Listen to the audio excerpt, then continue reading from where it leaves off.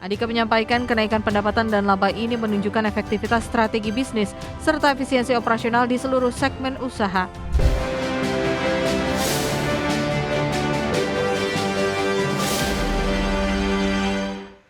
PT Citra Nusantara Gemilang Tbk atau CGAS berhasil menorehkan kinerja solid sepanjang 9 bulan pertama tahun 2025.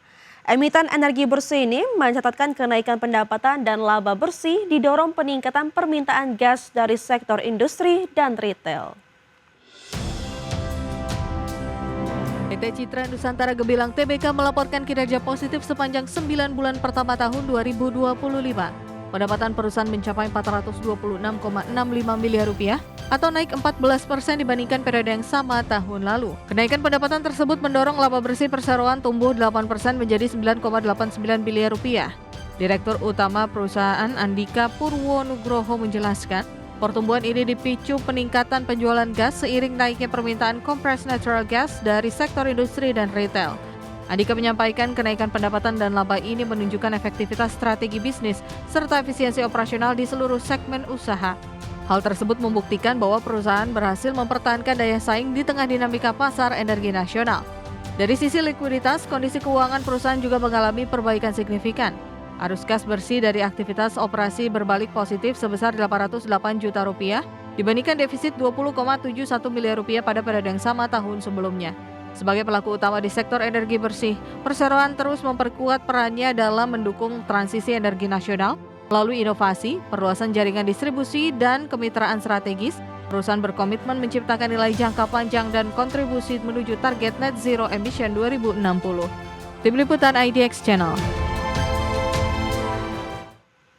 Pemirsa, PT Indah Kiat Pulp and Paper Tbk atau INKP menyiapkan dana sebesar Rp4,49 triliun untuk melunasi obligasi dan sukuk yang akan jatuh tempo pada Desember 2025 hingga Januari 2026. Rencana pelunasan tersebut disampaikan oleh PT Pemeringkatan Efek Indonesia atau Pevindo dalam laporan terbarunya. PT Indah Kiat Pulp and Paper Tbk menyiapkan dana sebesar Rp4,49 triliun untuk melunasi obligasi dan sukuk yang akan jatuh tempo pada Desember 2025 hingga Januari 2026. Berdasarkan laporan Pevindo, surat utang yang akan dilunasi mencakup 7 instrumen, terdiri dari 4 obligasi dan 3 sukuk mudharabah dengan peringkat IDA Plus dan IDA Plus SY. Di antaranya obligasi berkelanjutan 1 tahap 3 tahun 2020 seri C senilai Rp582,7 miliar yang jatuh tempo pada 11 Desember 2025, serta obligasi berkelanjutan 5 tahap 2 tahun 2024 seri A senilai Rp1,1 triliun yang jatuh tempo pada 15 Desember 2025. Selain itu, terdapat sukuk mudharabah berkelanjutan 4 tahap 2 tahun 2024 seri A dengan nilai Rp646 miliar yang juga akan jatuh tempo pada periode yang sama. Analis Pevindo Ayuding Tias Nur dan Fahrinaldi Akbar mengatakan bahwa INKP berencana melunasi seluruh surat utang tersebut menggunakan dana internal yang tersedia. Berdasarkan laporan keuangan, posisi kas perusahaan per akhir Juni 2025 tercatat sebesar 1,9 miliar atau sekitar Rp30 triliun. Jumlah yang dinilai cukup untuk memenuhi seluruh kewajiban jatuh tempo tanpa perlu menerbitkan utang baru. Mereka menilai langkah tersebut menunjukkan kemampuan likuiditas yang kuat di tengah tantangan ekonomi global. Adapun Pevindo menilai strategi pelunasan melalui kas internal akan memperkuat struktur keuangan dan menjaga profil kredit INKP di level IDA+. Kebijakan ini juga mencerminkan disiplin finansial serta komitmen perusahaan dalam menjaga kepercayaan investor sekaligus memastikan keberlanjutan pertumbuhan kinerja di tahun-tahun mendatang. Berbagai sumber IDX Channel. Pemirsa, PT Bursa Efek Indonesia saat ini tengah memproses pengiriman surat resmi kepada MSCI.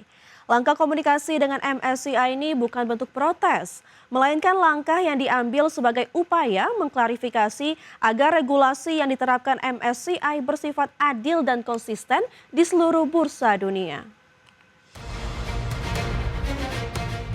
PT Bursa Efek Indonesia saat ini tengah memproses pengiriman surat resmi kepada MSCI atau Morgan Stanley Capital International perihal aturan terbaru mengenai komponen free float dalam penilaian indeks global. Direktur Utama PT Bursa Efek Indonesia Iman Rahman mengatakan, langkah komunikasi dengan MSCI ini bukan bentuk protes, melainkan langkah yang diambil sebagai upaya mengklarifikasi agar regulasi yang diterapkan MSCI bersifat adil dan konsisten di seluruh bursa dunia. Kita tidak protes. Yang saya seperti di media, saya sampaikan. Saya cuma mempertanyakan, apakah aturan ini berlaku di semua bursa lainnya. Kedua, kita menjelaskan bagaimana free float itu di bursa dilakukan, yang berbeda dengan bursa lainnya. Jadi kita nggak protes, kita cuma nanya equality, ya, kesetaraan yang dilakukan. Jadi waktu saya Rupsan saya udah bilang, kita tidak akan intervensi kebijakannya, gitu ya. Iman memastikan Bursa Efek Indonesia saat ini belum membuka isi surat dari MSCI. Hal ini dilakukan guna menjaga persepsi investor maupun perusahaan tercatat agar tidak liar dengan terkait aturan free float. Jakarta, Riki Anwar di IDX Channel. Pemirsa, kita beralih ke informasi IHSG pada penutupan pertama pada hari ini di tanggal 10 November 2025, di mana IHSG ditutup menguat di 0,25% ke level 8.415,6. Adapun IHSG tadi pagi dibuka di level 8.443,32 dan sempat menyentuh titik tertinggi di level 8.478,15. Dan 372 saham mengalami penguatan, 265 saham mengalami pelemahan, dan 171 saham stagnan atau tidak bergerak. Dari top gainers pemirsa atau saham-saham yang mengalami penguatan tertinggi, antara lain ada Brand yang mengalami penguatan di 3,76%, CDIA mengalami penguatan di 2,35%, PTRO naik 2,63%, dan Raja mengalami penguatan di 9,24%. Dari top losers pemirsa atau saham-saham yang mengalami pelemahan terdalam, antara lain ada DSSA yang mengalami pelemahan di 9,48%, CBRE mengalami pelemahan di 3,95%, Halo melemah di 3,54%, dan ISAT melemah di 2,79%. Dari pergerakan sektoral pemirsa, teknologi mengalami kenaikan di 3,05%, properti mengalami kenaikan di 1,58%, sementara konsumsi primer mengalami pelemahan di 0,16% dan juga kesehatan mengalami pelemahan di 0,04%. Pengamat ekonomi Selios Nailul Huda angkat bicara terkait rencana Kementerian Keuangan mematangkan rencana besar di sektor moneter dengan menyiapkan langkah redenominasi rupiah atau penyederhanaan nilai mata uang nasional. Nailul menjelaskan bahwa saat ini bukan waktu yang tepat untuk mendorong redenominasi. Nailul menilai pemerintah seharusnya lebih fokus mendorong perbaikan ekonomi dan menjaga akselerasi fiskal dalam mendorong pertumbuhan ekonomi. Selain redenominasi merupakan ranah Bank Indonesia, Nailul menyebut wacana kebijakan redenominasi hanya menimbulkan resiko biaya tambahan di sistem perekonomian dan naiknya inflasi. Kita harus mempertimbangkan baik-baik kondisi ekonomi dan keuangan negara dan masyarakat.